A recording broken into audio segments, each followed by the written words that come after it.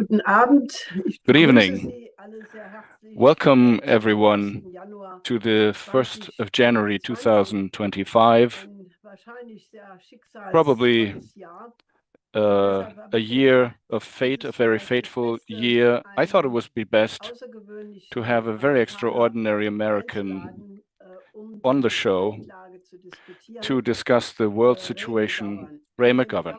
Ray McGovern is, of course, a contemporary witness of the recent 60 years, and he is in Germany and in Europe very well known to many people because he has very clearly voiced his opinion. But for those who are not so familiar with his biography, I would like to mention a few elements. Ray McGovern comes from the Bronx in New York, and then in the beginning of the 1960s, he was an infantry officer of the Army in the United States. And after that, he was for 27 years a CIA analyst. He was in the administrations of Kennedy to George H.W. Bush, and to his tasks was to give his estimate to the government about and give the daily briefing to the president. That he did from 1981 to 85 personally to the 5 most high-ranking security advisors of Ronald Reagan. But Ray McGovern was also, in 2003, co-founder of an organization, Veteran Intelligence Professionals for Sanity, or VIPS, and the German, she gives the German translation.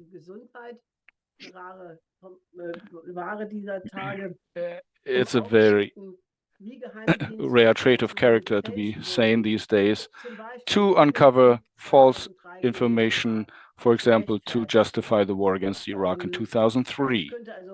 I could go on and make a long list. Maybe we will do that by publishing a link to his biography, but I would like to mention that he made his bachelor and master papers in Russian language and literature, theology, philosophy, and classics. He worked as an extraordinary professor at the University of Virginia and the Fordham University, and he also taught Russian and has a lot of academic credentials. In October 2024, he spoke at the University of Southern California about the Ukraine. And this link we will also provide here because it was a very detailed chronology of what he observed since the end of the Cold War period. Now, why have we chosen this format? The citizens in Germany, most of them at least, are greatly concerned about the current state of Germany. The economy is in a free fall. It seems that what generations after the Second World War have built up is now being torn down in a speed and an accelerating a breathtaking way. We have an acute war danger about which a lot of experts are saying that they regard this as the most dangerous period, even more dangerous than the Cuban Missile Crisis and during the mid-range missile crisis in the 1980s.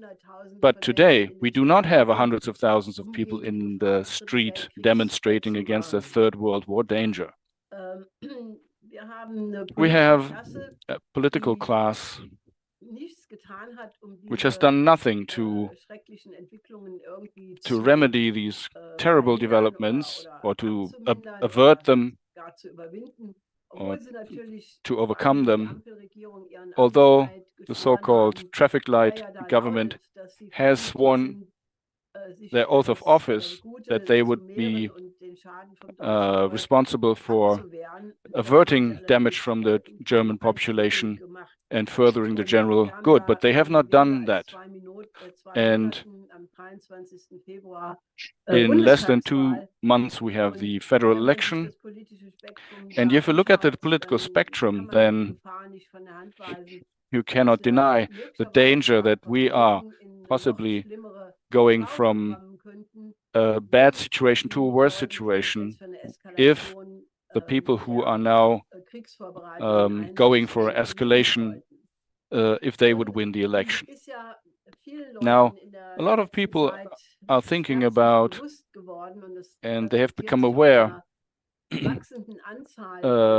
and there's a growing amount of podcasts and video presentations.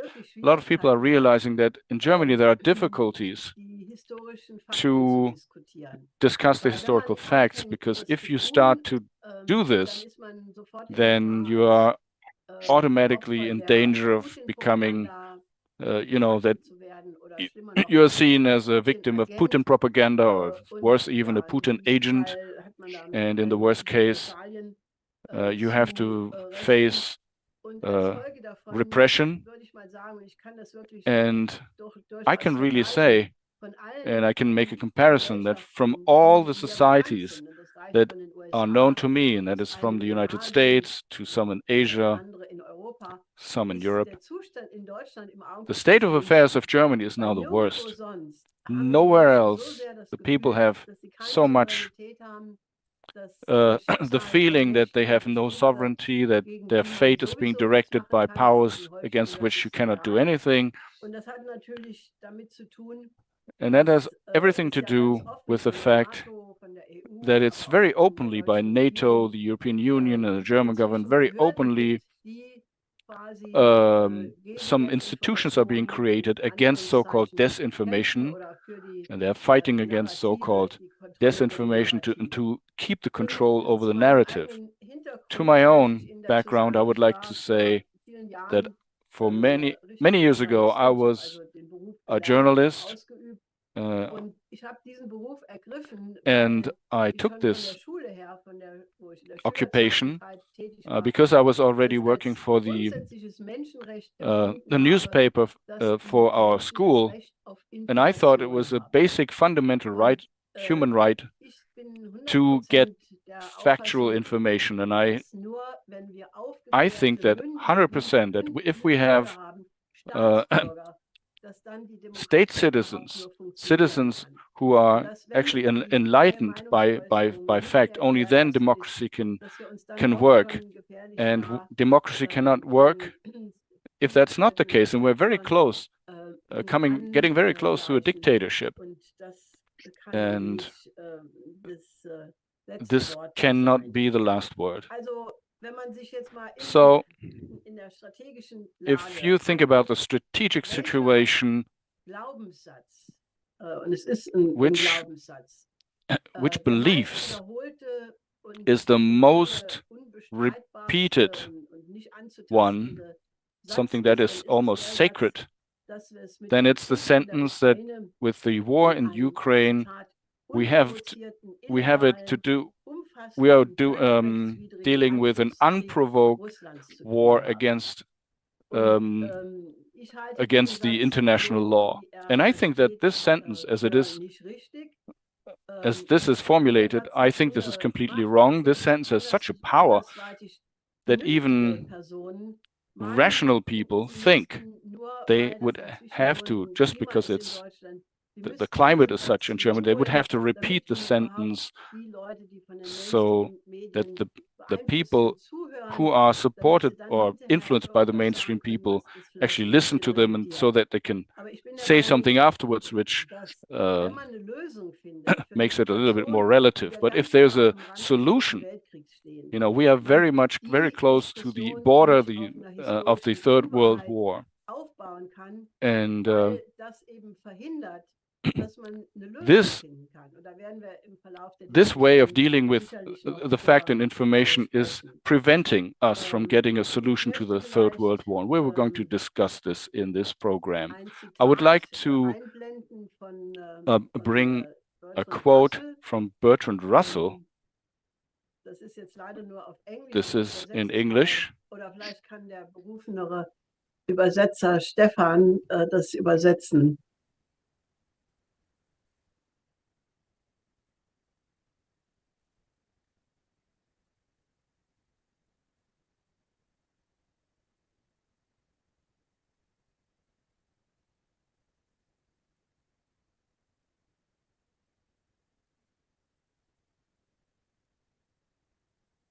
Yeah, she said I should translate this into German, but maybe the German interpreter Christoph can do this.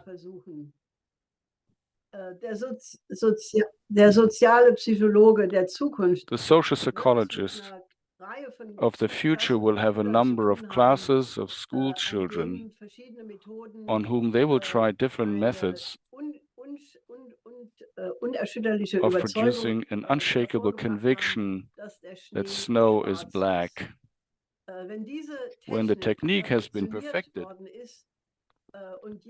every government that has been in charge of education for more than one generation will be able to control its subjects securely without the need of armies or policemen. A quote by Bertrand Russell. So, with other words, by these methods that Bertrand Russell said should be applied during the school days, you can actually apply psychological control without even using policemen.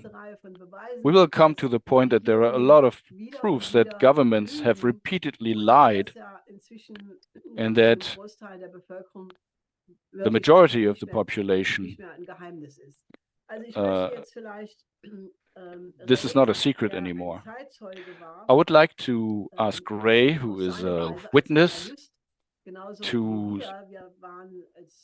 say from his perspective as an analyst, just as us, we are the publishers of a news service, we also were contemporary witnesses. We had an active concept of how to intervene at the end of the Cold War, and I would like to say something about this later on. We were not passive observers, but we tried to change the historical process. And so we also have first-class information. But Ray, I would like to ask you to tell people what was the mood and the circumstances at the end of the Cold War from the standpoint of the United States. Thank you, Helga. Thank you for this opportunity, and a Happy New Year to all viewers and listeners. Well, let's go back to we could go back to February, I think it was February 10th, 1990, when James Baker, our Secretary of State, was in Moscow on the behalf of George H.W. Bush, president at the time, and he offered a deal to Gorbachev and to Shevardnadze, the foreign minister, and he said, how would this be? We'd like to have a reunited Germany.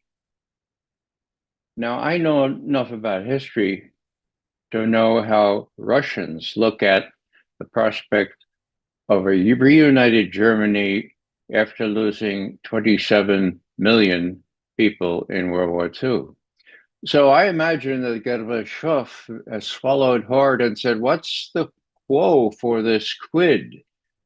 And what Baker said, oh, well, we will promise never to move NATO 1 inch, not 1 inch, a couple of centimeters east of what was then the East German border.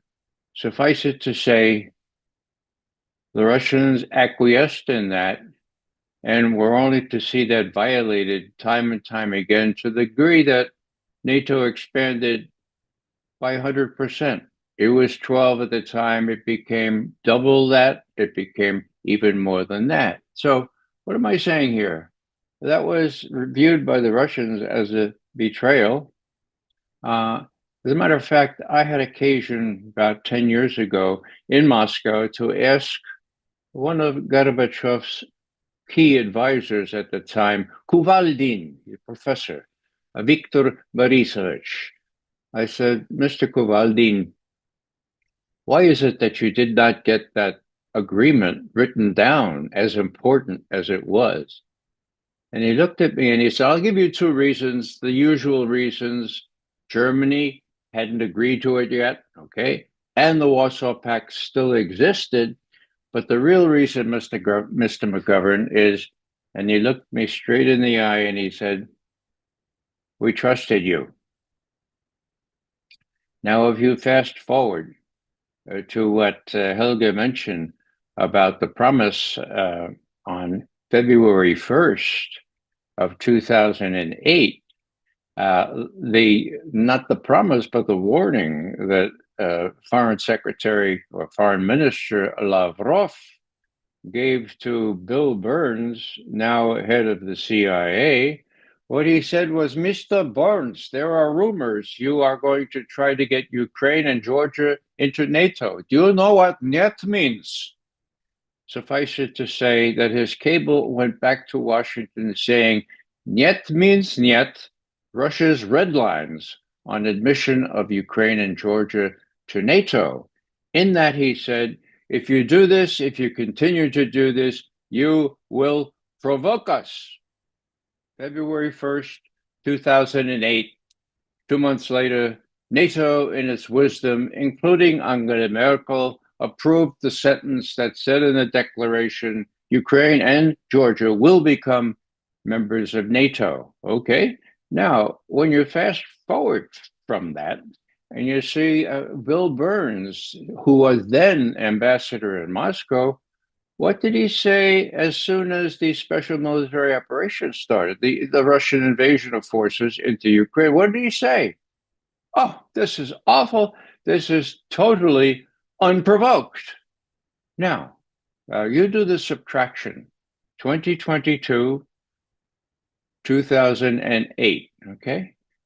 Maybe Burns is getting kind of old, but did he forget that he was told precisely that if you keep trying to get Ukraine into NATO, or if you station troops in Ukraine and installations, that will provoke us. Well, apparently he forgot, or he's become a cog in the wheel. That's a long story. I can go into it later.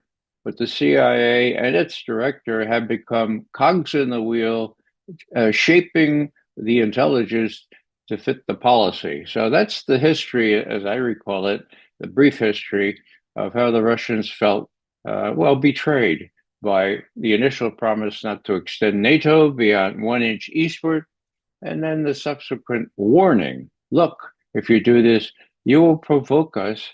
And now we say, oh, the Burns, who was in the receipt of this admonition, says, totally unprovoked. And then they usually add illegal and then full-fledged or full force. Well, we'll leave it to the lawyers to judge about illegal. Richard Falk, who international lawyer I applaud, says this is unsettled law, okay? Article 51 of the UN Charter, okay? Now, full scale, give me a break. If Putin thought he could conquer Ukraine or even just a little slice of it with 70,000 troops, well, that's certainly not full scale. What he tried to do is scare Zelensky into seeking peace, and he succeeded in doing that. There was an agreement in Istanbul in April of 2022, 6 weeks after the war started, and that agreement was nixed. It was prohibited by Boris Johnson on behalf of the UK and the US, who told Zelensky, we don't want We don't want peace. We want to weaken Russia. Don't sign that thing, or we won't support you for as long as it takes. End of my little soliloquy. Sorry to go on so long, Helga, but I feel very, very close to this. And the pity is that not many people get this from reading what we call the major media. Well,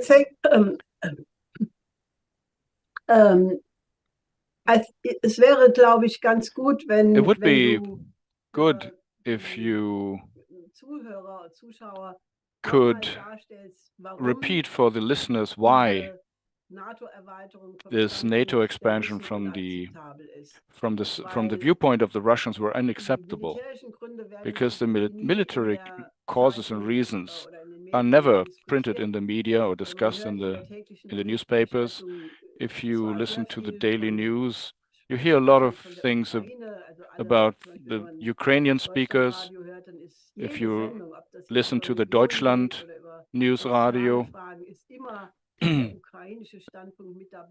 it will always be primarily the Ukrainian viewpoint, but you never hear the argumentation, the arguments of the Russians. And I think it would be very important to say and explain why we are in a situation that is more risky than the Cuban Missile Crisis. You were then already active.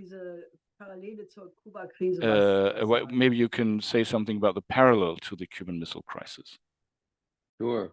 Let me start with a little vignette. It will not take very long.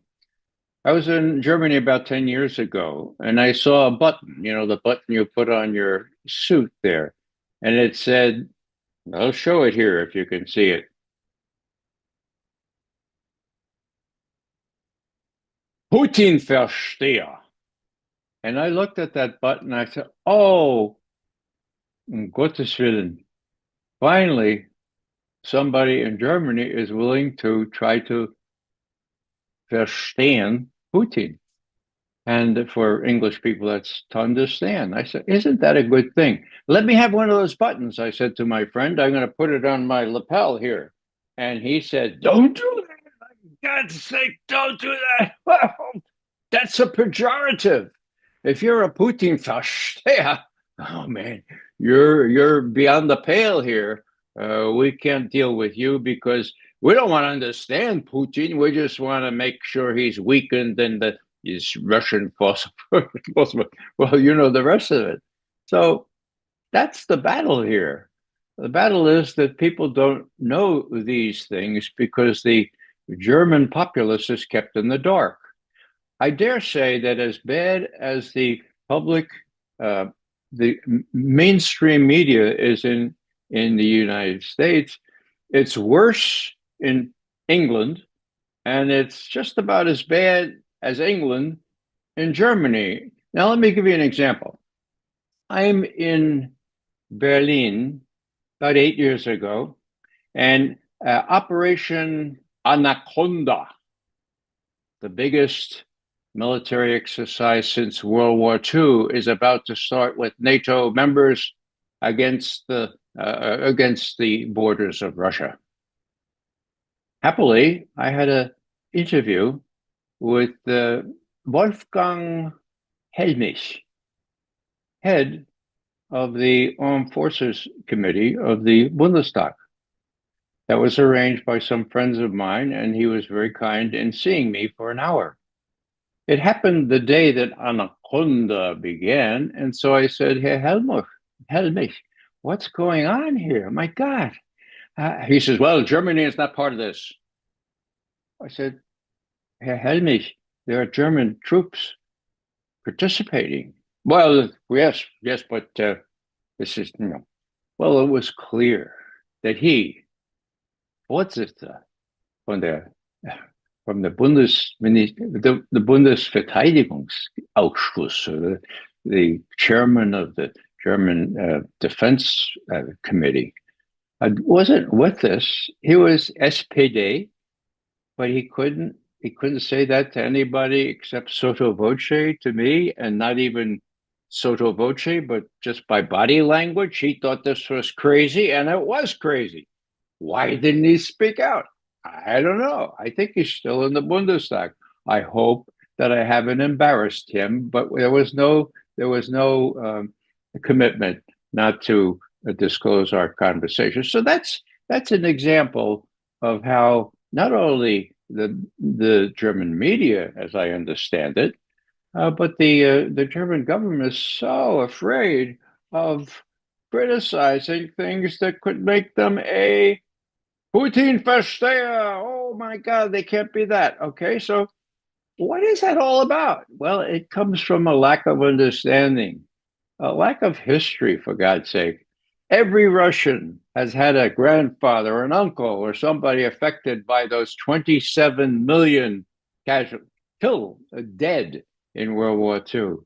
Now, Germans should remember that as well, because they also had millions and millions, not even half as many as the Russians, but they had millions and millions, okay? Now, what about Americans? Oh, we have this big ocean between Germany and Russia, and two oceans, actually. So we escaped unscathed. How many people did we lose killed in World War II? About 420,000. Compare that with 27 million. You do the math.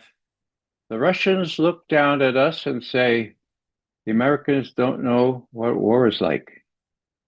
They have never been damaged in a war except for Pearl Harbor. The people running America have never served in uniform. They get patsies and careerists to rule the military, and they just do what they're told. So, God, this is a very serious situation. They don't know the dangers. And this, I think, is one of the things that Helga is saying. We have collective Biden running our country for the next 3 weeks, okay? Now, who is the collective Biden? It's Tony Blinken, it's Anthony Sullivan, never served in uniform, don't know anything about war, and they're advised by William Burns, the head of the CIA, who told the world in July of last year that Russia had already lost and that its military had been exposed and ineffectual for the whole world to see. Okay, and the president said that just 12 days later. They're led by an intelligence director who said, "Don't worry, this is December 2022, mind you. Don't worry, the Russians are running out of ammunition. And besides that, they have no indigenous capability to produce the weapons that they're losing on the front. So don't worry, we have a big offensive coming. We're going to win. Russia's going to lose." So this is the kind of advice they're getting still. So what is Blinken and Sullivan? What are they going to do now? Okay. Well, I'm scared of what they might do. They only have 3 weeks. Okay. Remember when we weren't going to give tanks like Leopards or Abrams tanks? Remember when we weren't going to give F-16s? Remember when we weren't going to give ATACMS? Okay, ATACMS missiles. Well, what's next? There isn't any next. The next thing is tactical nuclear weapons. Now, I don't raise this capriciously. Do I put it past Blinken and Sullivan to advise Biden if he's still compos mentis? Well, we could give the Russians a real bloody nose before we go out of in this administration. Let's drop a little tactical nuke. We'll show them what's business, and we won't lose Ukraine until Trump comes in, and then it's inevitable. Do I rule that out? I do not rule that out, or some other kind of false flag sort of thing in the next 3 weeks. So I see the next 3 weeks as really important, and I just hope that the German people are informed enough, or will become informed enough, to see this as equally dangerous, because the first retaliation will not come to New York or Washington. It will come to Berlin, Munich, other places in Germany.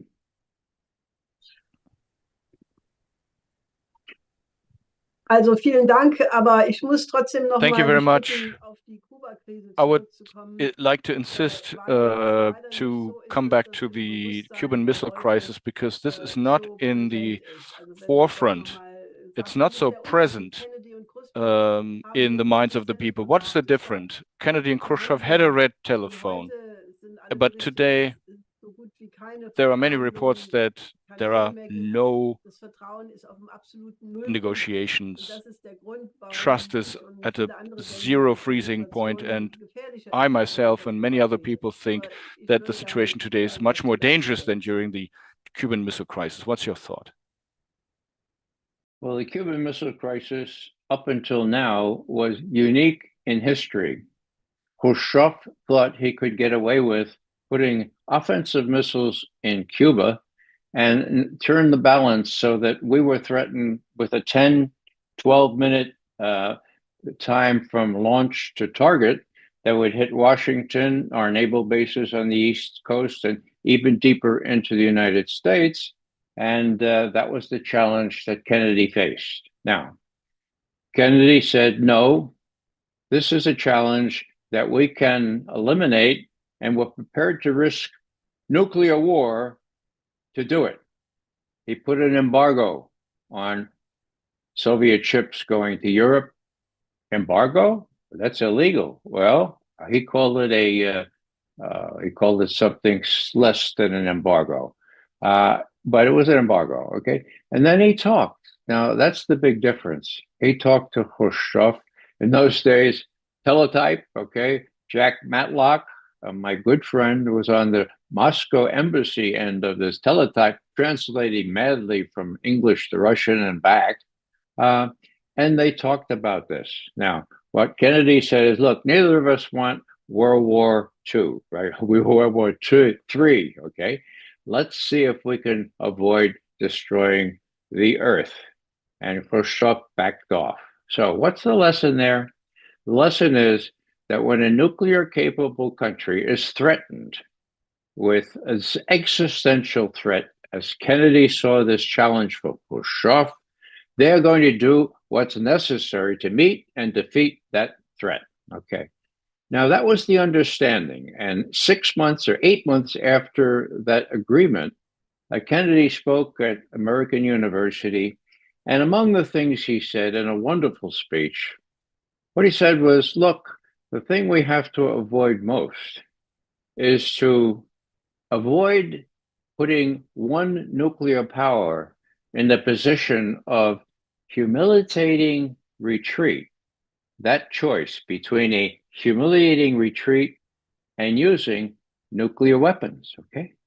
Now, that had been kept ever since that speech, ever since the Cuban Missile Crisis, until the United States decided to challenge Russia by using Ukraine as a proxy. And openly stated by our Defense Secretary, Austin, was that our objective, among our objectives, was to inflict a strategic defeat on Russia. Now, you wouldn't know this from the media, but guess what? It's not that Putin has lost, okay? And I'm not just saying this as somebody who tries to understand Putin. It's that Ukraine and NATO has lost with a definitive defeat, and that's what's going to face President Trump in just 20 days, okay? So the lesson here is that you don't face another nuclear power with an existential threat. There's no need for the United States to threaten Russia that way. But Russia would be loath to let itself be defeated because they've made it clear with their new nuclear policies that if their existence is threatened, even if it's just by conventional means, that would be a sufficient cause for them to consider resorting to nuclear weapons. So I think that's as delicate, as labile is the word, I guess, as the situation can be. The worst thing, of course, is that there is no communication. There has been no communication, zero communication between our presidents, Biden and Putin, for 2.5 years. Now, I thought there were no back channels, there was nothing going on, but I noticed that Lavrov, when he talked with Tucker Carlson, was a little bit more relaxed. He pretty much said, yeah, we have ways of communicating, but the inference was, the implication was, my God, they seldom answer the telephone, or Blinken is not somebody I can talk to as a reasonable person. So if we can get by these next 3 months and 3 weeks, I think we'll be able to deal with a situation that Russian terms are very, very stringent, okay? But there's give in them. Russia doesn't want to conquer all of Ukraine.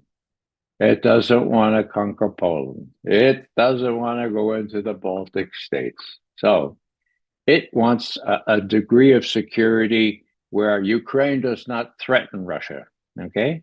And that's very clear. So does our new President Trump want that? I believe he does.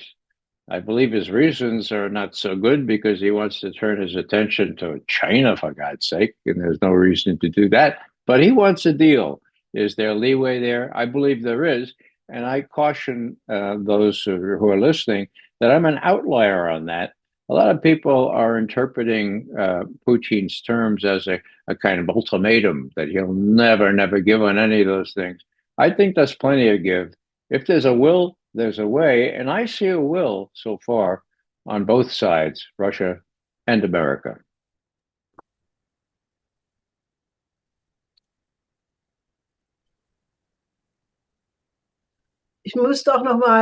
I would like to come back to the question of the so-called unprovoked war of aggression. As I said, we also think we are witnesses of the times because we're issuing these publications since 5 decades, and there is no doubt that the Russians practically since the commitment or the promise was made for non-NATO expansion, but especially since the Bucharest NATO summit when Bush insisted that Ukraine and Georgia could be given the promise to be accepted in NATO, which was heavily rejected by many Europeans at the time. That's dangerous, they said, but Bush insisted, and this promise was made against Merkel's conviction. All the conferences and articles that were published by Russia since then, you can see that every time that something happens that is perceived as a surrounding of Russia, an encirclement of Russia. For example, the new members since 2000, then the Maidan coup, but also during the time, more and more steps were taken. For example, the installation of the American missile system in Poland and Romania, which was part of the Aegis deployment, which was also then installed in Spain on the seashore. On many Russian security conferences, it was criticized. I remember 2014, 15, and 2016, with the argument that these missiles that are allegedly only in the defensive mode against incoming Iranian missiles, whereas 2012 there had been already an attempt to use the commonly used radars in Azerbaijan if it comes to Iranian missiles. So the West always said these are defensive missiles, and Russians always said it's a question of a very short time to convert these systems into an offensive system. And then the time of an alert is so short that these missiles can reach Moscow. There were many video conferences that could be seen in the West. So how can you go now about and say there is no provocation? So as I see it, there's a chronology that led to something that we are seeing today. There was one provocation after the other. There was, and let me refer you to a interview that Putin gave to visiting Western journalists in St. Petersburg in June of 2016. You will not have seen this. You will have probably not heard of this. But he talked specifically about how his overtures toward the West had been rejected and how Russia had been forced to wonder about these installations in Romania and now in Poland because they have the capability. These capsules are very, very, they have the capability of firing ballistic missiles, firing cruise missiles, as well as ABM missiles. Okay, the capsules stand up in the ground there in Romania and now in Poland, and they have caps on them because they're capsules, right? And you can't tell whether there's an ABM ostensibly aimed at Iranian missiles or whether it's a cruise missile or something more advanced, which would have just 10 minutes to reach Moscow.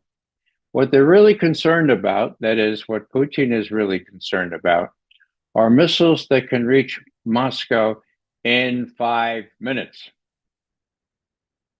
Now, on December 21st, this is worth recalling, he assembled his four-star generals and admirals and the defense minister, and he said, look, there are these situations in Romania and going into Poland where there will be offensive strike missiles.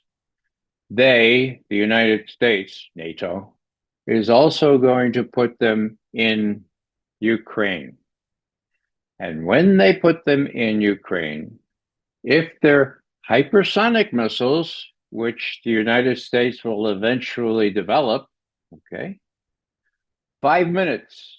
I will have 5 minutes to decide. In effect, he didn't say exactly this. 5 minutes to decide whether I destroy the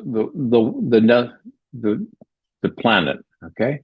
Now, I could not see the reactions of his generals and his admirals, but then Putin said, now, we need hidebound agreements. We need signed documents to make sure this doesn't happen. Then, in my mind's eye, I could see the generals and admirals saying, Vladimir Vladimirovich, wasn't the ABM treaty signed? Wasn't the Intermediate Nuclear Forces Treaty signed? Wasn't Open Sky? These Vladimir, we need more than signed documents. See if you can get a personal pledge from President Biden. Well, next thing you know, the Kremlin called the White House. Mr. Putin wants to talk to Mr. Biden as soon as possible. The White House is flummoxed. It's the 30th of December.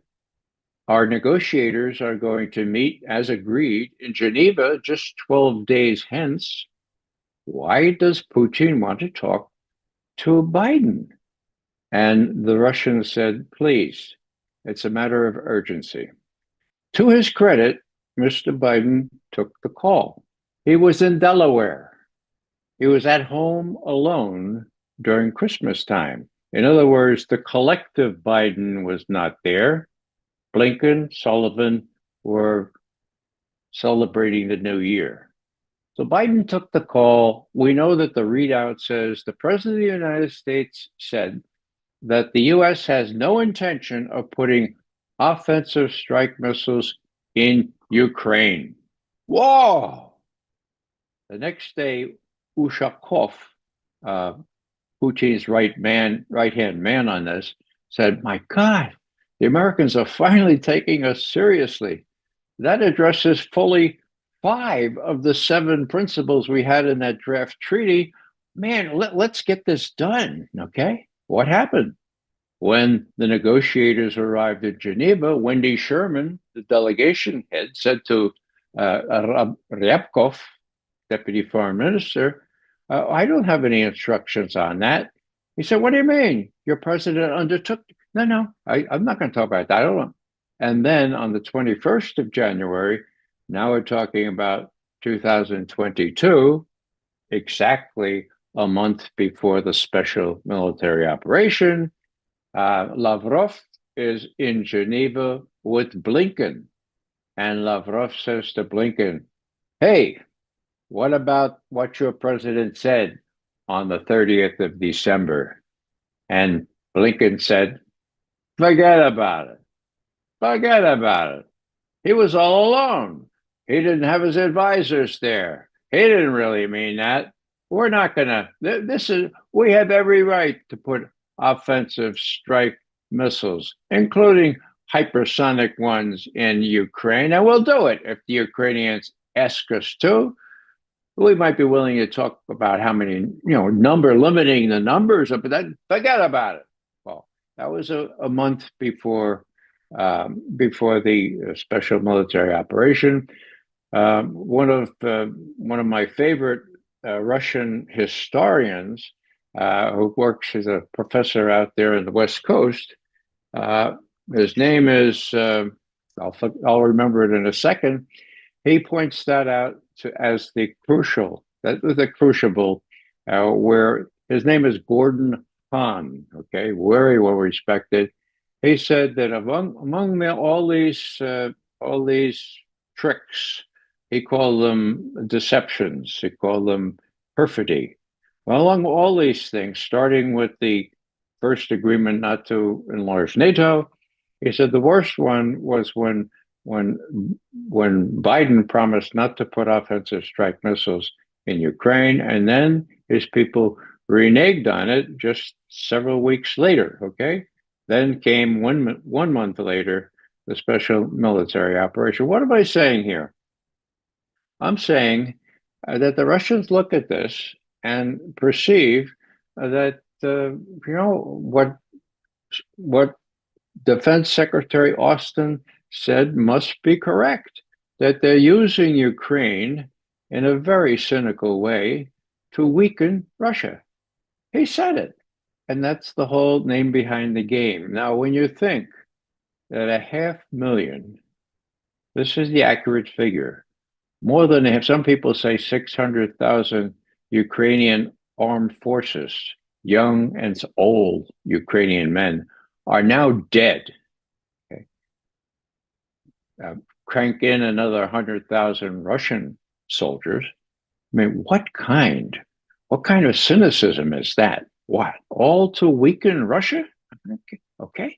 Well, when they had the agreement in April of 2022, 6 weeks after the invasion, and the UK and the US said, no, this is not about Ukraine. This is to weaken Russia. And Zelensky went along with that. So there's a lot of history that Americans, as well as UK and German citizens, don't know. But this is one key facet that I pointed out very early on. All you had to do was read the readout of the conversation between Biden and Putin on 30 December 2021, just 2 months before the special military operation. So was it provoked? I mean, you can be very, very, well, all I would say to finish up on this one is that To say it was provoked is supported by the facts, and it doesn't make you look like you're in Putin's pocket. If it does, it's still based on the facts. Facts is what we adduce here, not interpretations, not guesses, not the mainstream media interpretation. Last thing I'll say on that, the mainstream media is part and parcel of the military, industrial, congressional, intelligence, media complex. They're profiteering on the war. This is the name of the game as to why citizens in Germany, you don't have to believe Aufquote. Just look at the facts and compare them to what you're looking at, and you can see that unless people become better educated, they're going to be tricked, as American citizens will be tricked into thinking that Putin is the devil incarnate, and that if necessary, we have to maybe even use a mini nuke to stop him in the next 3 weeks. God help us. I hope not, but we should be alert for that. For surely Putin is. He has his generals and his admirals over his shoulder, and they're saying, Vladimir Vladimirovich, look, we know you have fancy analysis from those KGB, from all those intelligence folks, okay? We look at capabilities, not intentions. The US and NATO forces are capable of doing us great harm if they use nuclear weapons particularly. So, Mr. Putin, please be on alert. I think they're on high alert right now because of the danger of what the collective Biden, that is Blinken and Sullivan, might be prompted to do in these next 3 weeks.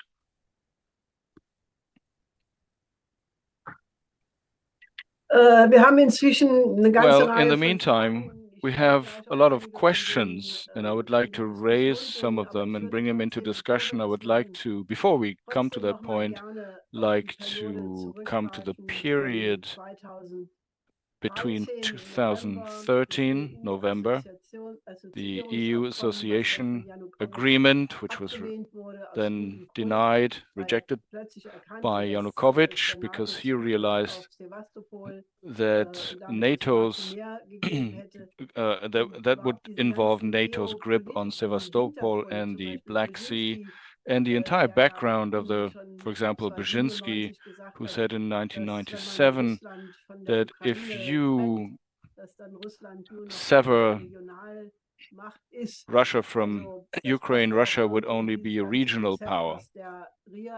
This fits into the entire concept that Rear Admiral Thomas Buchanan also reiterated on November 20th at the CSIS conference in Washington, where he said the United States do have the right for preventive nuclear attacks to sustain the hegemony of the United States in the world.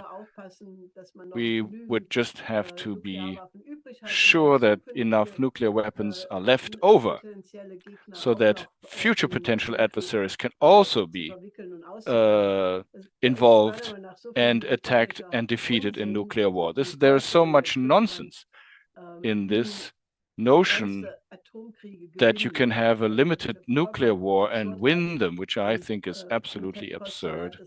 And Ted Postel referred to this and has also given his arguments why this is false. But this claim by the United States of unipolarity, and I would like to discuss this in respect with Ukraine and Ukraine, the Black Sea, the control to the access to the Black Sea and to the Mediterranean, therefore, and why is it vanished out of our memory? But I still remember before the Maidan happened, Victoria Nuland has already admitted that the State Department spent $5 billion for NGOs and other civil rights organizations, which basically helped in a color revolution. Frank-Walter Steinmeier, who was German foreign minister at the time, he was at the Maidan in February, the third week of February in 2014. All of this seems to be erased from the memory. And now it's been, it's been shown as if the Maidan, activities were just part of the democratic movement. Maybe you can say something about this complex. Well, there's a lot to address there. About Steinmeier, the Russians trusted Steinmeier. He had a good deal of respect, not only in the West, but in the East. And they feel tricked by him because he was one of the guarantors. He was there, as you say, at the Maidan. And that agreement that was reached where Yanukovych would move the elections up several months, and there would be a workout there. And all that was necessary was that the orders be given to the police not to shoot the demonstrators. As soon as that order was given by Yanukovych, hell broke loose. They stormed the buildings. The sharpshooters from the roofs shot at both the police and the demonstrators. I wonder who was behind that. That was the Maidan coup. So Steinmeier, I was going to meet Steinmeier because we have mutual friends. This is about 8 years ago now. I was in Germany, and I was shunted off to his main person on Russia and Ukraine. He since became ambassador to Turkey because he said what needed to be said. I sat with him for a while, and we talked about Ukraine, and I said, well, what do you think of the coup? Steinmeier was there. And he said to me with a straight face, what coup? And I said, the coup that was announced on YouTube on the 4th of February, 2014, where our Assistant Secretary of State for European Affairs, Nuland, was talking to our ambassador, Jeffrey Pyatt, in Kiev, and naming the coup leaders and saying that this is all going to work out fine. 2.5 weeks later, there was the coup. That's the coup I'm talking about. He said, there was no coup. There was no coup. So I said, thank you very much, and I left. Steinmeier's main man on this. He may have been at the Maidan with Steinmeier, I don't know. But that's the kind of dual thinking. That you know something is a fact, but then you have what President Trump's spokesperson once called alternative facts.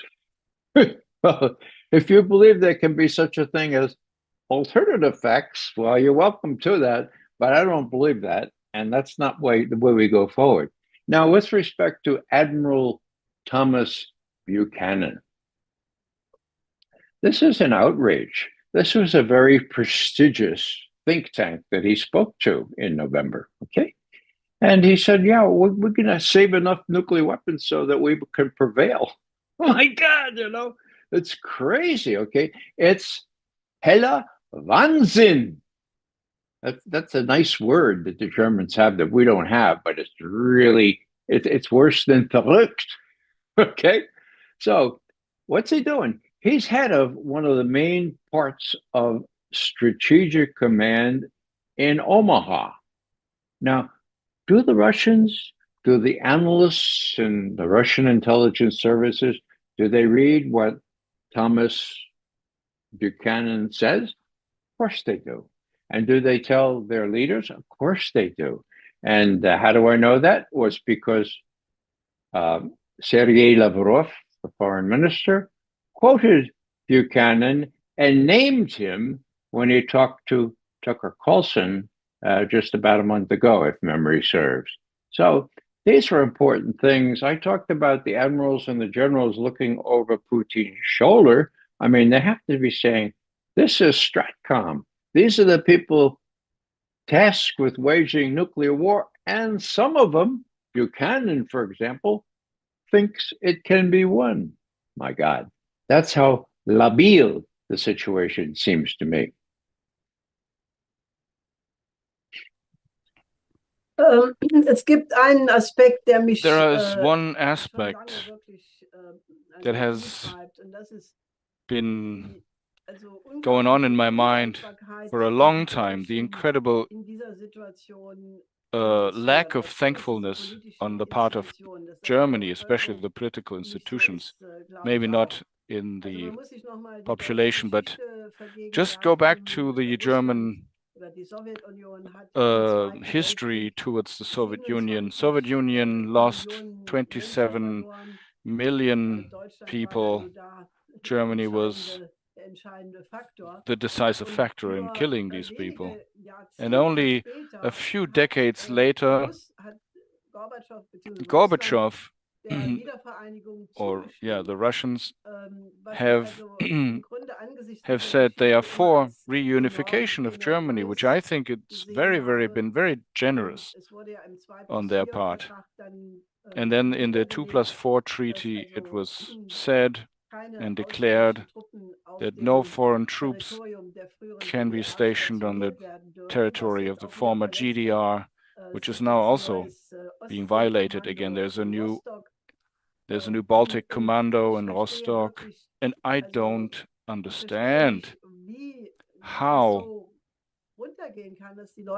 this can just be bypassed, that the people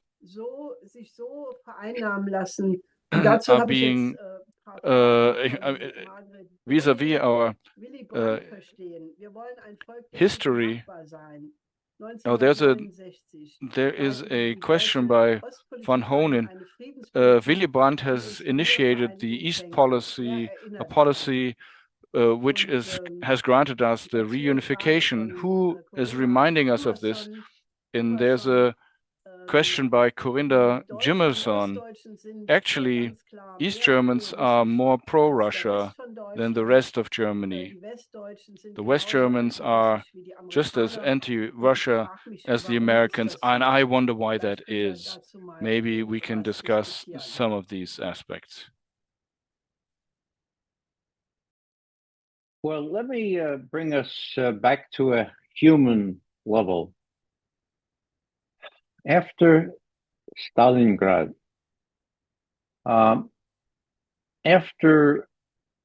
toward the end of the war, when defeated German troops were being marched through provincial capitals of Russia, there was one scene where a platoon of defeated German POWs was being marched through a town in Russia on their way back to, well, probably into a POW camp. And they were hungry and distraught and looked like they were on the edge of death. And understandably, the Russians looking on were shouting at them, why did you invade our country? And finally, there was this 18-year-old young troop, German. They stopped. There was a halt, and then a Russian babushka. A Russian babushka went out onto that middle of that big avenue with a little sack that she had, and she pulled out a piece of bread, and she gave it to the German soldier. And peace reigned. There was no more shouting. It was almost as if people remembered, love thy neighbor as thyself, or even we're supposed to love our enemies. That was a tall order, I grant you. But what we need to do is reach out and try to understand one another before it's too late. And that just occurs to me because yes, there was great suffering in Germany as well as in Russia, but at least this Russian woman showed empathy, and that's what's lacking in many Western leaders. How Western leaders cannot have empathy with genocide in Gaza. I can only say that a lack of empathy in that case must be combined with sociopathy, sociopaths, people who have no ability to empathize with people. How can there be, in this day and age, a genocide going on with my government and the German government not only not condemning it, but supporting it? So all I'm saying here is that we've come a long way. We have to start acting human again, okay? We have to look at other people not as our enemies, but as our friends. Now, I guess I just would add that the American view on this has been codified 25 years ago by Madeleine Albright, who had been foreign secretary of State under Clinton. She was asked about 500,000 Iraqi children under the age of 5 who died because of the sanctions we put on the Iraqi government. And she was asked by a very prominent interviewer, do you think that was worth it, Madam Secretary? And she said, oh, yes, that was worth it. I ask you, that was 500,000 Iraqi children dead because of the sanctions. How many thousands of Palestinians are dead now because of the inaction on the part of our governments? Conservative estimates bring it to 100,000 or even 200,000. Okay, do we have to wait for 500,000? I think not. So what I'm saying here is that we need to get together, those of us who think with empathy, and make sure that this does not continue, and that whatever government comes into our Washington or your Berlin shows a human face, a face that has been not there for too many years.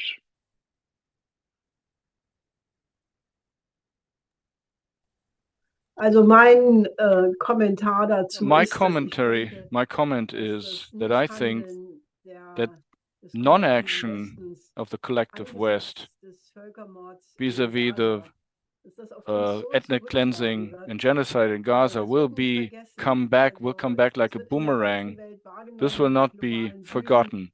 Es This hat is sich being die Meinung perceived in the über global South, Europa and the Amerika opinion about dramatisch Europe verändert. and Wir the werden United States inzwischen in den Augen has von ganz dramatically vielen changed. Nationen A wirklich lot als of people in other nations are seeing Kollaborateure us im as letzten Jahr. collaborators of Das the wird, worst kind. das ist eine Schuld, die wir im And this is Augenblick a auf blame uns laden, die nicht weggehen wird. Wenn wir that davon will sprechen, not dass wir ja in einem just gewaltigen cease Umbruch sind, or go wo ein away. neues We are now Weltwirtschaftssystem am Entstehen at ist. a Die historic BRICS-Staaten change, at a new era with sind the BRICS dabei, nations that are sich ein völlig neues creating a System, new vielleicht sogar ein system neues Kreditsystem of zu credit gründen. and economies. Aber die Rolle, die wir in But the Europa role that in we dieser have Situation übernommen in haben, this situation in das Europe, ist ein Riesenproblem, that is a was huge wirklich problem that will auf uns lastet. Und fall das back wird on überhaupt us. nicht diskutiert, And aber it's not ich being halte das für discussed. enorm But I wichtig. think Jetzt this is komme ich zu einer anderen enormously Frage important. And I would von like to John come to a Travena, different der sagt, question by John dass Pepe Travena, who said that Escobar Pepe Escobar geschrieben hat, dass wrote denkt, dass der that he Westen thinks that the West in seinem Krieg gegen Russland wants a hot war with Russia and to wipe out Billionen $36 trillion of ausradieren debt. will. Und will also wissen, was Duray And dazu he zu is sagen curious about what you, Ray, have to say about this.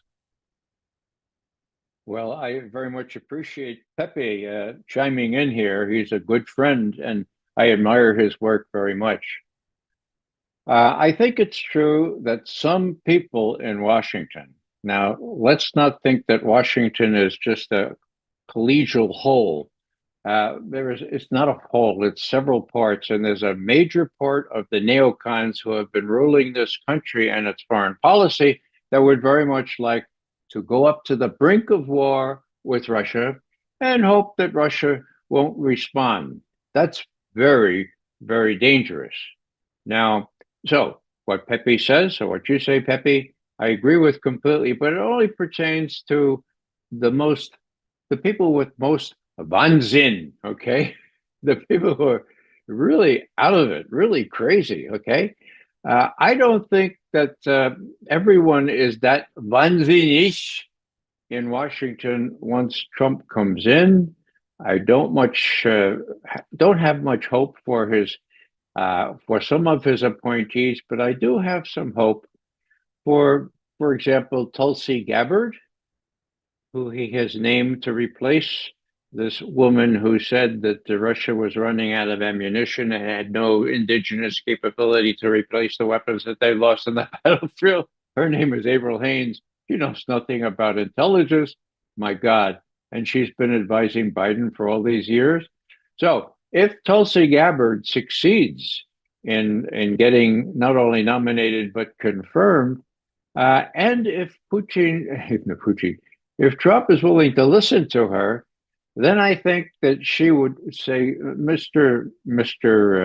Trump, it's not really a good idea to force Russia into a choice between humiliating retreat and using nuclear weapons.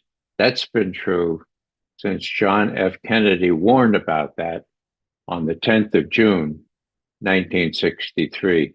Let's go back to that. Let's work things out. Let's reinstitute the ABM Treaty and the INF Treaty, which gave, yes, it was a balance of terror, but it was a balance.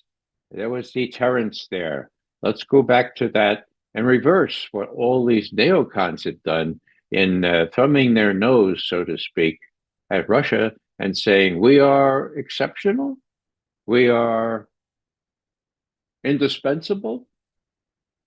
That's what Madeleine Albright's legacy is. And I have to add that President Biden has repeatedly referred to Madeleine Albright as the epitome of how statesmanship should be worked, okay?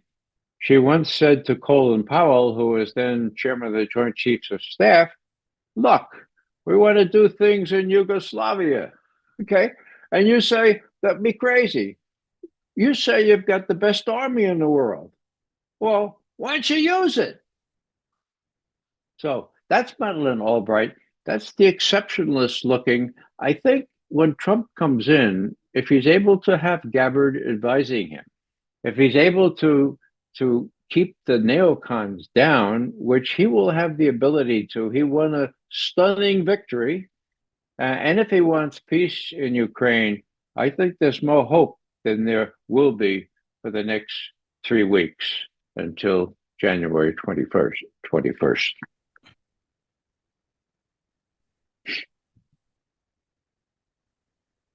Also, ich denke, dass jedes Mal, I think that every time when a people or a nation thinks of itself, they are the chosen ones and the indispensable, the salvation for the rest of the world, which means that we have a problem. And that means we do have to change and transit to a new paradigm to overcome this. Part of this is the question, how can we, there's a question by Jim Hoke, and he said, do you see any chance the judicial retaliation, judicial persecution of the Trump team that has been that that the Trump team can actually use judicial means against the former administration, for example, Hunter's laptop, etc. Can you name some of the things that can be reversed?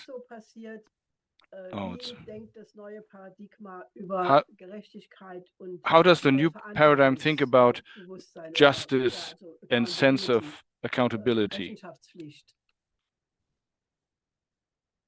Well, thank you, Jim, for the question. It's good to hear your voice, or secondhand hear your voice. Laptop, well, that story is very clear. We have 51 former intelligence directors or deputy directors who certified, without evidence, that Hunter Biden's laptop was a Russian intelligence disinformation operation.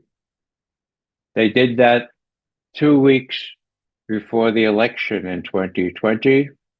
It had some effect on the outcome of the election. How can we tell how much effect? We can't tell, but it was outright lie. All of those 51 knew the FBI had the laptop 8 months before. Did they think to ask the FBI? Because the FBI would have had to say, no, there aren't any telltale signs of Russian meddling. Okay, so they're liable. Could they go after? Could the Justice Department go after them? They think they could, but I think there are bigger fish to fry, like the head of the FBI, James Comey, like the head of the CIA, John Brennan. Both of them did everything they could to prevent Trump from being elected. And once he was elected, they did everything they could to make sure that he couldn't create a more sensible, a more decent relationship with Russia. Okay. So what Trump will do? Well, he's named a new FBI head. His name is Kash Patel. Whoa. There is shuddering going around among the Comeys and the Brennans of this world because Kash Patel knows where all the bodies are buried, or he knows all the skeletons in the closet. Okay? How does he know that? He was very active on the House Intelligence Committee when it was run by Republicans. He was also a prosecutor. He was also very much engaged in the Justice Department. He did a lot of investigations. He knows exactly what happened. Matter of fact, I believe that if he doesn't know, he has a pretty good idea of what happened to that young fellow that worked for the DNC, the fellow who was murdered. Seth Rich was his name, murdered on July 10th. 2016. Okay, so what's going to happen? Well, there are big guns now attacking Kash Patel as well as Tulsi Gabbard. The institutional, the foggy bottom, the swamp, so to speak, does not want these people to be confirmed. Now, do they have any clout? Unfortunately, the people who don't want these people to be confirmed do have a lot of clout. First and foremost, the Federal Bureau of Investigation, the FBI. Why do I say the FBI? Well, every senator and every representative knows that there's a dossier on each of them, and they could be very embarrassed if they voted the wrong way in approving or disapproving Kash Patel and Tulsi Gabbard. I say that as a experience that I know about. It goes back years to J. Edgar Hoover, after whom the FBI building is still named. Okay, so they have levers to prevent this.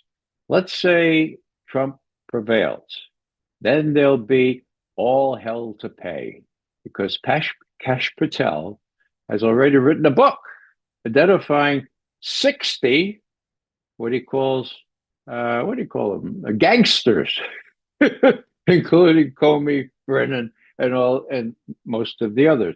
I don't think the 60 are going to be gone after, but the big ones, to the degree they distorted the law, to the degree that they played really fast and loose with the Constitution, which they demonstrably did, then they need to be held accountable. Last thing here, how did they think they could get away with it? Well, some of these people write books, right?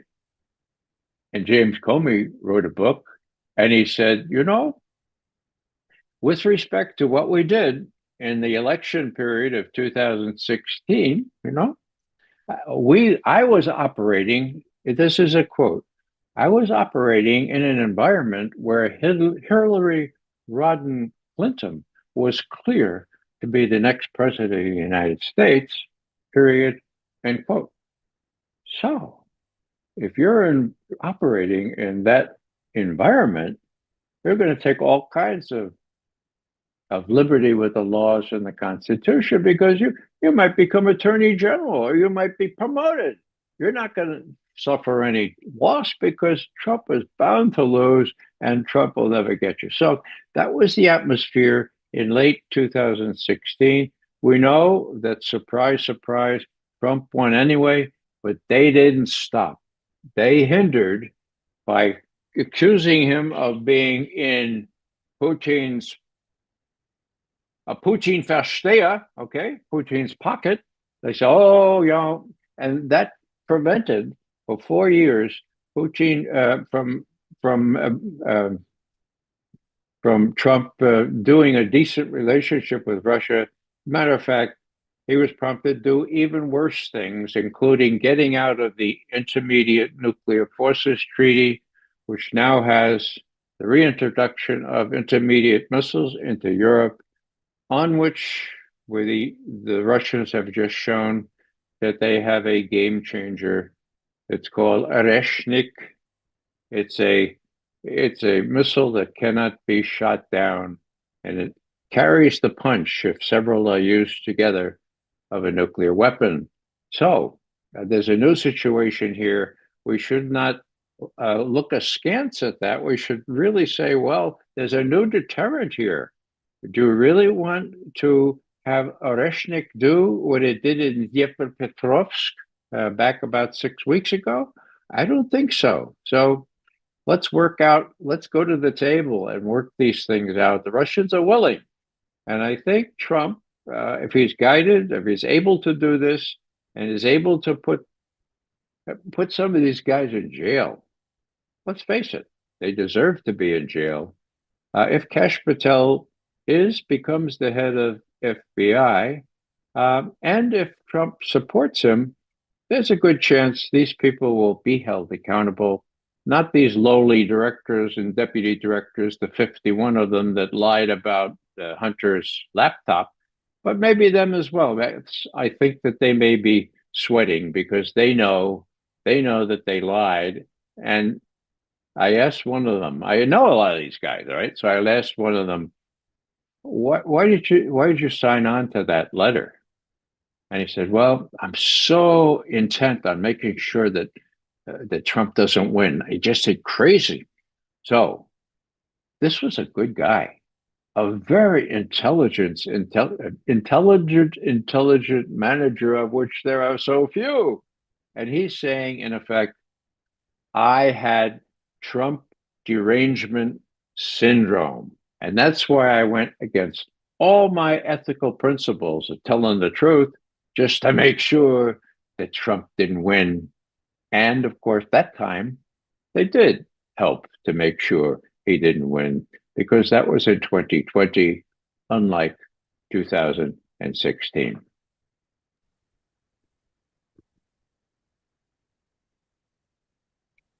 Also, was auf jeden Fall Anlass für Hoffnung gibt, ist, anyway, there is reason for hope that because Trump has promised that he will open the Kennedy files,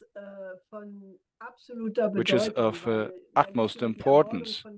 Not only the murder of Kennedy, and his und auch brother, Martin Luther King, and also Martin Luther King, Cover-up Malcolm von all X, diesen and the cover-up of all Morden, this das ist ja im Grunde is etwas, wo im Grunde der something Paradigmawechsel where the in paradigm change Amerika in the seinen United Ursprung States hat.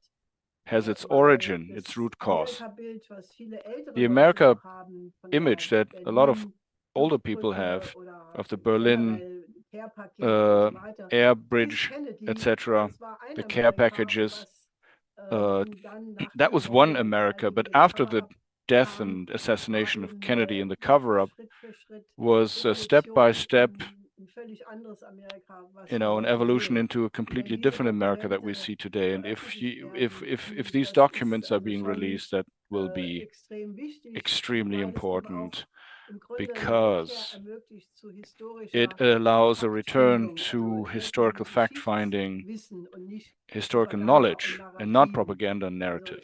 ich gucke da mit großer I Zuversicht. am looking In der forward Zwischenzeit to kann this ich great also expectations. berichten, In the dass die meantime, I can Fangemeinde von dir, Ray, say that the stark wächst, was mich freut. Ich fans habe also jetzt eine ganze Reihe von are growing. You have a Fragen growing oder fan Meinungen. club in Einmal von Germany. einem There are a lot gewissen of Dominus Vobiscum. Das ist sicherlich people ein are Pseudonym. giving you their Ich regards. There's vermute, somebody who der has a sagt, pseudonym, Dominus Herr Viscum, and he says, McGovern uh, sind die Unterstützer von diesen are the endlosen supporters Kriegen of these und endless Lügen wars and alle auf lies der Payroll des all on the Regierens und payroll das of sind the alles eine Haufen government? von Verrätern. Are they all Das ist die just eine traitors?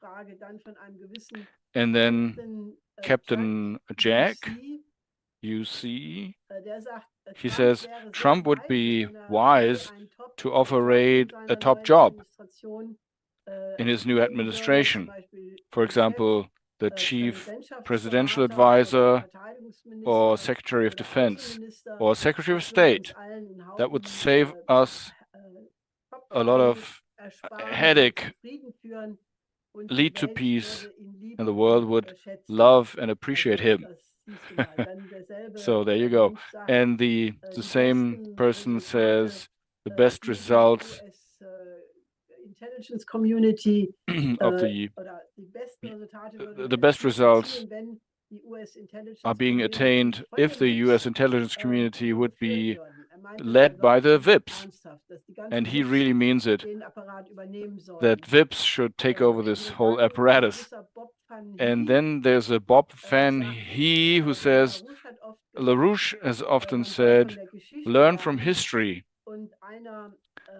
der besten And Lehrer one of the hört oder der besten Geschichtslehrer best sollte history also teachers Ray McGovern sehr should genau zuhören, listen weil er closely ein to Ray fantastischer McGovern because he's historischer a Experte ist, fantastic was history passiert expert. ist, was hat funktioniert, What was hat happened, nicht what worked, funktioniert what didn't und work, was wir tun etc., sollen. and what we should Also do. du siehst, So you see that your deine Reputation reputation in gutem Zustand. Aber is vielleicht willst du mal was zu good diesen in a good Fragen situation. der Verräter Maybe you want to say something about sagen. the question of the traitors.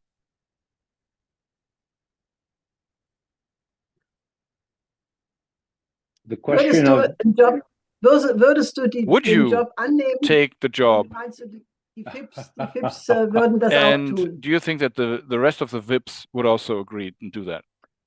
I'm sure that if we were offered the job, and we have offered to incoming presidents our counsel, we'd jump at the chance, and we would do it. I would have to do it remotely because of family responsibilities here, but that's pie in the sky. They're not going to let us anywhere near Washington. What I would say to Dominus Vobiscum is et cum spiritu tuo. And I would thank him for his comment.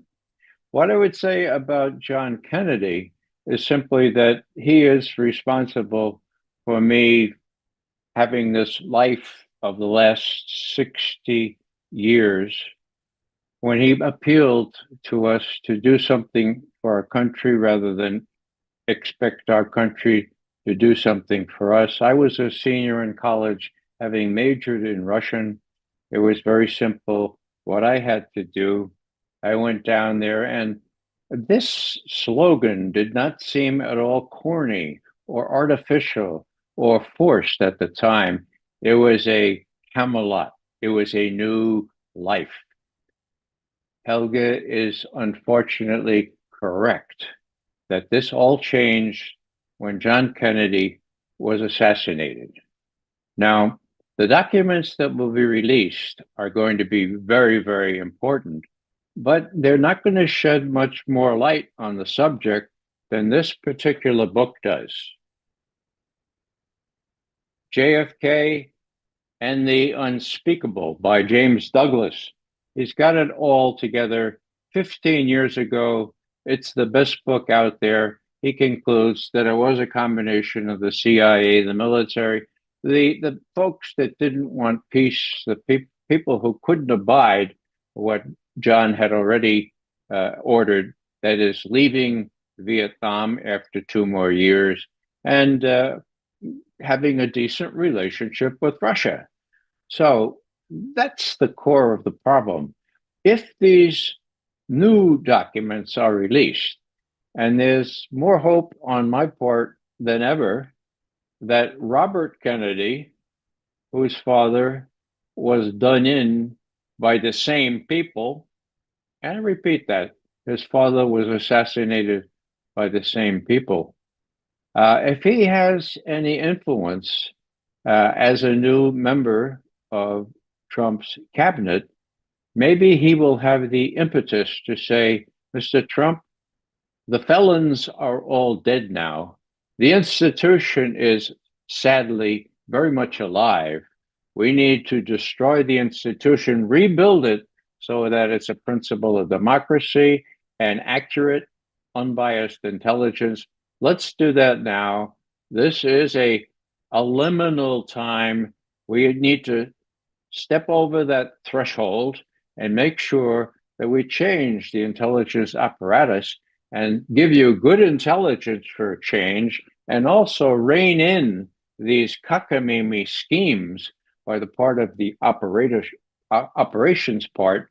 For example, something that has not been mentioned yet but should be, the exploding of the Nord Stream pipelines back a few years ago. Who did that? It's very clear who did that. Read Seymour Hersh's account of that.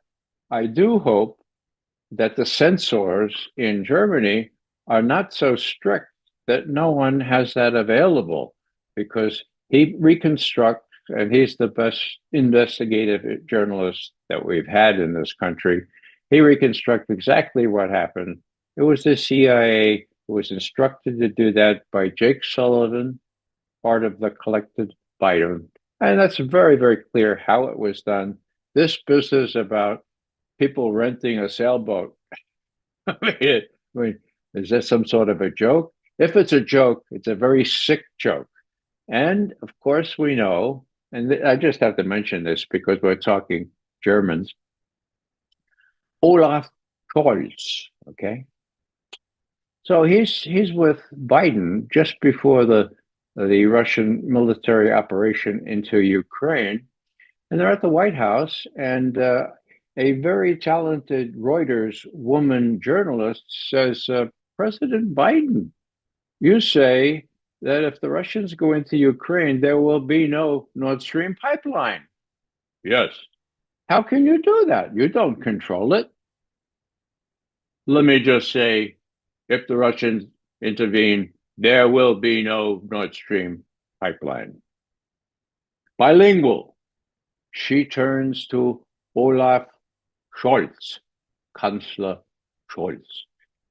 Kanzler Scholz, was halten Sie davon? What do you think of that? He was caught by surprise, so I felt sorry for him. He said, well, we do everything together. Together, we do everything. Okay, I want to ask, was he told at the time of Biden's plan for the CIA to blow up the Nord Stream pipeline? Or was he not? Was he not told until the following September when it was blown up? And was he told then or not? what kind of German chancellor can sit there and let the German industry and German people be deprived of a livelihood or of a good existence in a warm winter by letting something like this happen? Maybe I'll just add this one thing. During 1933, there was a young German jurist studying to be a judge in Berlin. His name was Raimund Retzel, but he wrote with the pen name of Sebastian Haffner, okay? And he talked about his witnessing what happened in Germany in the early part of 1933 when the Reichstag, the Reichstag was burned down, and how the forces came in to clip in. And I want to just advertise this book. It's Die Geschichte eines Deutschen, okay? And it's written, it was translated by his children, okay? And what he talked about in those days was this. I just want to read one sentence because I think everyone should get this, okay? Here it is. Dass man ihnen, jedem Einzelnen von ihnen, sein bisschen verfassungsmäßig garantierte persönliche Freiheit und Bürgerwürde wegnahm, nur weil es im Reichstag ein bisschen gebrannt hatte, das nahmen sie mit einer schlafmäßigen Ergebenheit hin. Mit einer schlafmäßigen Ergebenheit hin. Okay, for English, the best translation, and this does appear in English also, defying Hitler, okay, is sheepish submissiveness. Sheepish submissiveness. That doesn't do the translation quite right. And I have to tell you that 80 years, and I was alive for all of World War II, okay? I was only a week old when it started, but I know about World War II. During those years, okay, what happened? Well, there was a lot of sheepish submissiveness on part of the German populace, and it's well described by Sebastian Haffner in this. And now it's 80 years ago, for God's sake. Gottes Willen. When will the German Volk be informed enough to say, Herr Scholz, did you know that the Nord Stream pipeline was going to be blown up? Did you know that the Americans want to put offensive strike missiles in Ukraine and now in Germany next year? Did they tell you that, or did they just say, here, Unterschrift bitte, Unterschrift, please sign here? So forgive me for saying untoward things for a German-speaking audience, but I think it's time, frankly, for Germans to grow up, and however easy it is to understand after the war, behaving like children and then adolescents. When Willy Brandt came in, and I was in Germany at the time, there was great hope that there would be Erwachsene, there would be grown-ups. That was a long time ago. If this particular benchmark, this liminal space, is not the time for Erwachsene, for adults in Germany, I will despair that there will ever be, even during the next 85 years. Sorry to be so blunt. Da können wir gleich noch mal drauf zurückkommen. Yeah, we can come back to that question. In the meantime, a new question has come in,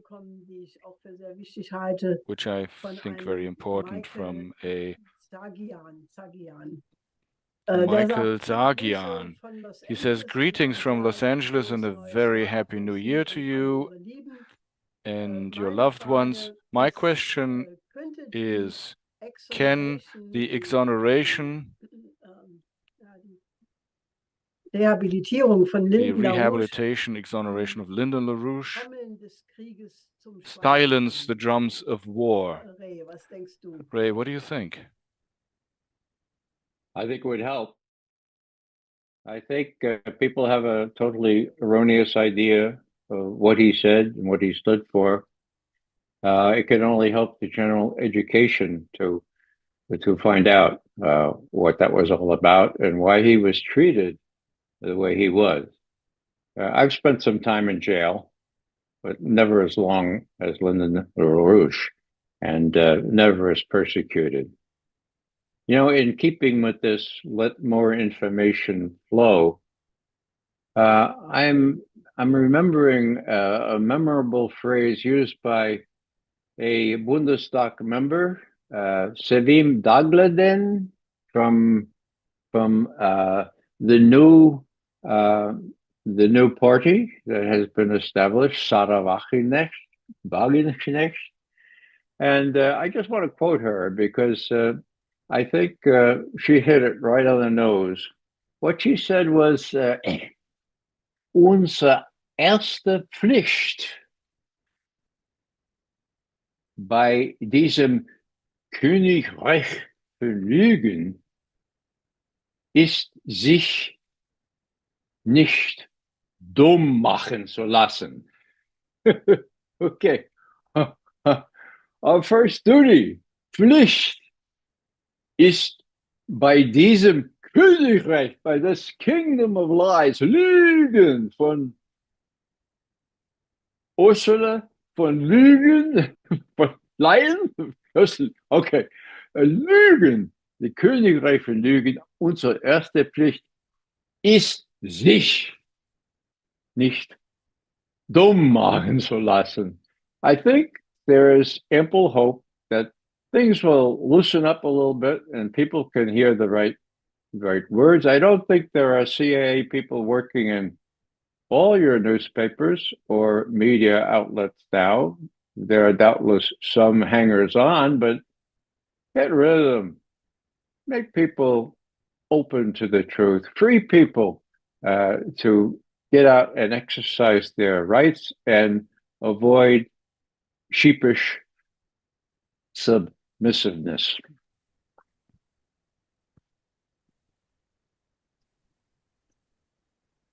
Also ich würde da I gerne noch would was hinzufügen. add something to what you said. I think that the LaRouche case, the key is for the United States to get back its identity as a republic. There's a very important something very important that Ramsey Clark said when Lynn came out of jail, where he spent 5 years because of Bush Senior's initiative. We did a public tribunal where the Afro-American congressman gave Linda LaRouche the honorary title of Frühmenschen, because Operation Frühmenschen was the name of an operation by the FBI where they, with despicable methods, went against Afro-Americans and the civil rights movement. And they said they were Frühmenschen, like cavemen, which was an extremely racist term. And so these black congressmen said that my husband was treated in the same way as they themselves. So he got this honorary title. That was a very important tribunal. You can watch it at the LaRouche websites, LaRouche Pub or LaRouche Organization, anybody who has a question towards the LaRouche case, I urge and ask people to watch it, because in there, Ramsey Clark, who was a very important civil rights advocate and an attorney general in the Johnson administration, he said that the case of LaRouche was, from all the cases that he knew, the one where justice and the laws were bent the most, and that this was the worst case in the history of judicial history of the United States. That's true. Ramsey Clark also said that this is not about putting one man out, but this is a whole factory of ideas that produce solutions to problems. And what we see now, and what you have declared Mickey Matt, or what others call the deep state, is exactly the same apparatus that worked against Lyndon LaRouche. And if people today still are saying, "Oh, LaRouche, I must not have anything to do with them," if you're seen with them, then your career is ruined. They're just doing the job for those who are responsible for the war danger today. And it's something that I really want to put out there as food for thought for people, because if this stain is not removed, I said at the tribunal at the time, the worst thing was not that my husband went to jail innocently. That was terrible, because the American jails are not comfortable, and you could write an entire book about the conditions in there. But the worst was not that, and they tried to kill him in jail. But the worst thing was that so many Americans were cut off from studying his ideas and to study the solutions that could have led America out of this crisis. And America is in a big crisis. And while it's not reported by mainstream media, Colonel Wilkerson also said it during our IPC meeting, that all empires at one are going under at one point. And if the United States doesn't leave the path of the neocons and neoliberal class and rids itself of them and goes back to the roots of the American Republic, which was an epitome and a paradigm for all countries at the time, because the United States won the first anti-colonial wars during that time, which has to be noted. So if the United States doesn't go back to its better tradition, I think we cannot solve any problem in the world if that doesn't happen. And in my opinion, is the question of the exoneration of Lyndon LaRouche the key to that. Well, I would.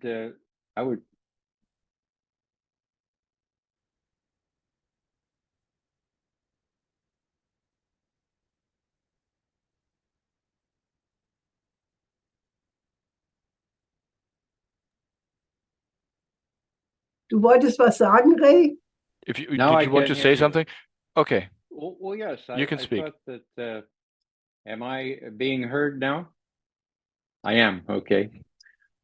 Just want to say that ideas, Lyndon LaRouche's ideas, imaginative ideas, well, that's what's going to save us, okay? And let's remember, die Gedanken sind frei. Okay, let me just add a little vignette here. A friend of mine, Elizabeth Murray, and I toured major cities in Germany 7 years ago, talking about was macht den Krieg, okay? And we were coming from Rostock to Berlin, and we were in a Zug, in a train, and in one car, and Elizabeth was teaching me Die Gedanken sind frei, okay? And I'm a little slow learning, so I had to get the message. And two very elderly ladies in the same car, in the same wagon, okay, were listening to us. And when I finally got it, die Gedanken sind frei. So these ladies joined in, and then before you knew it, the whole car, the whole wagon, the whole part of this train was singing die Gedanken sind frei. So I'd like to remind us all, die Gedanken sind frei. Wer soll sie erraten? Sie fliegen vorbei wie nächtlichen Stadtschatten. Kein Mensch wird sie wissen, kein Jäger erschießen mit Pulver und Blei. Die Gedanken sind frei. We went to those two elderly ladies. They were as old as I am, okay? And we said, I'll bet that you couldn't sing that song during the Third Reich. And you know what they said to us? Doch! Doch! You bet the hell we could. And we did. Now, we have to sing that song internally. We have to translate it to outward expression. If die Gedanken sind frei, so we can act on those Gedanken and make sure we change this world to a better world. Here we, starting a brand new year, we can do better. We know we can. We just have to remember that we remain free. We remain free. We remain as free as our Gedanken. Thanks for letting me do that. Okay, das ist ein sehr guter Moment. That is a very great moment to pose the last question by Uwe Roth, who said, all the best for the new year. When does Ray McGovern come to Germany again? I would love to. I have to make arrangements here. I am a primary caregiver, but nothing would please me more than to come back to Germany. I love the German people. I lived here. I lived there for 5 years, and I still have many friends there.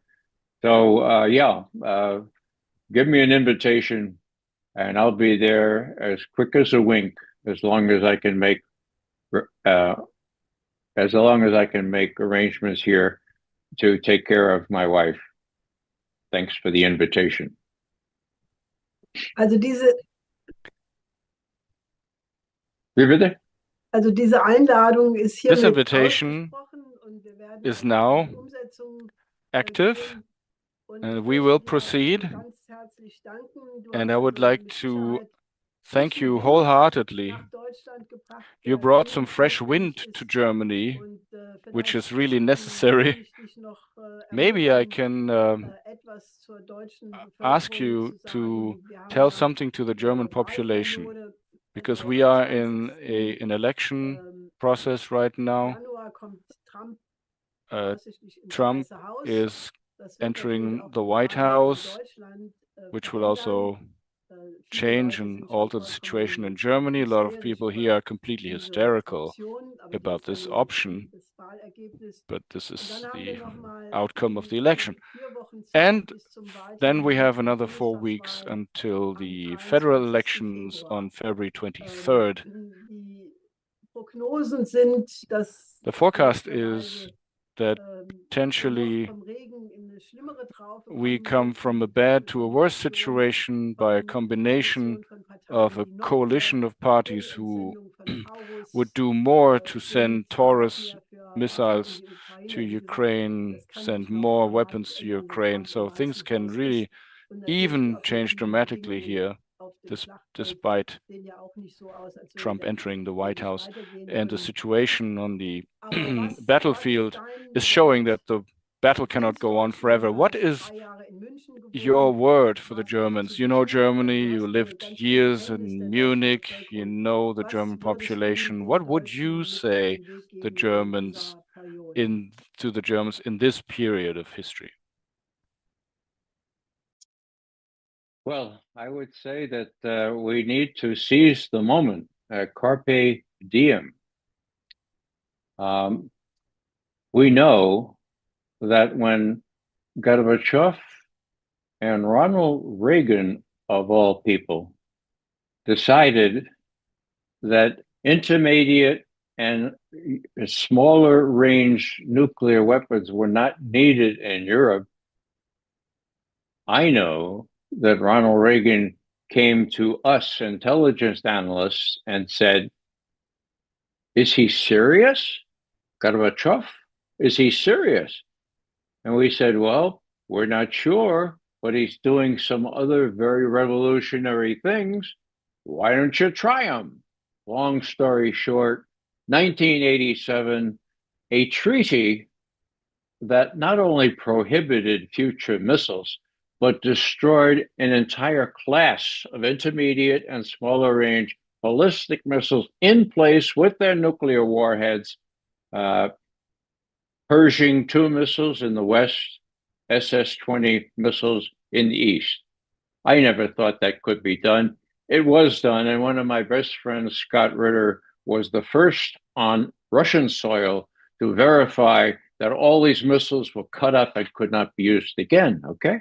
Now, what I would say to the German people is why? Why are you sitting there and letting not even NATO, it was just Scholz and Biden issued a joint statement this past spring, which said, "Oh, we're going to put intermediate range nuclear capable missiles back in Germany in 2026, next year." Warum? Warum? Why? Okay. Well, that's, I think, wahnsinnig, or really crazy. Okay.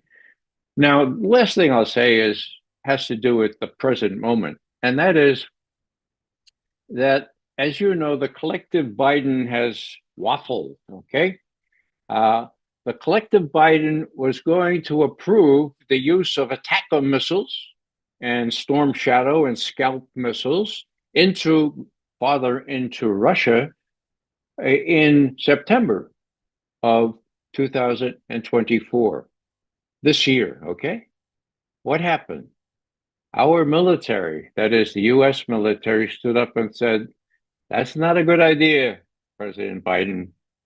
We don't think that's a good idea." And they were able to persuade Biden at that point to say, "No, I won't do it."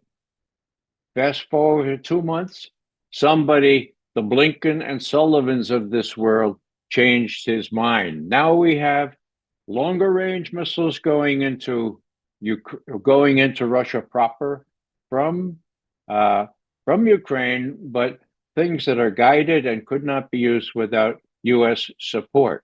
Why do I mention that? Well, if there's one thing Scholz did that I applauded, is that he said, "We're not going to let Taurus missiles in." Now, as most of you know, Taurus have almost twice the range of an ATACMS. I think it's almost the range of Moscow, not quite, okay?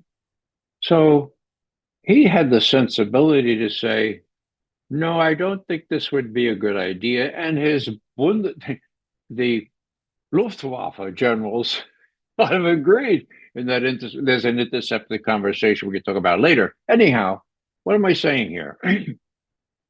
I'm saying that if anybody thinks that approving Taurus missiles for being delivered deeper into Russia than even US, French, or UK missiles can reach,